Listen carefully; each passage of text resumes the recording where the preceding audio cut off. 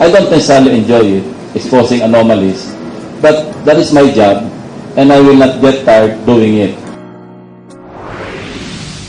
Kahiya-hiya, World Bank pa ang nag-expose ng corruption dito. Sabi nung isang distributor sa kinausap ng World Bank, merong SOP, 5% to FG Arroyo, 5 to 6% to local politicians, and 3% to the losing bidders. We're only talking of the bidding.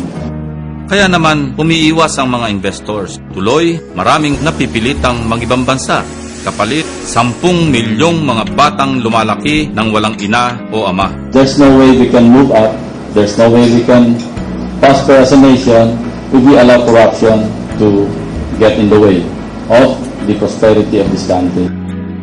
And we're being tagged as the #1 most corrupt country in Asia. Dahil sa korupsyon, nawawaldas ang pondo para sa mga classrooms, textbooks, pati nadagdag sweldo sa mga guro. Mahuhusay na guro nagsisipag abroad, tulad ng ating mga doktor at nurse. Pag korupsyon ang binura, aarangkada ang ekonomiya.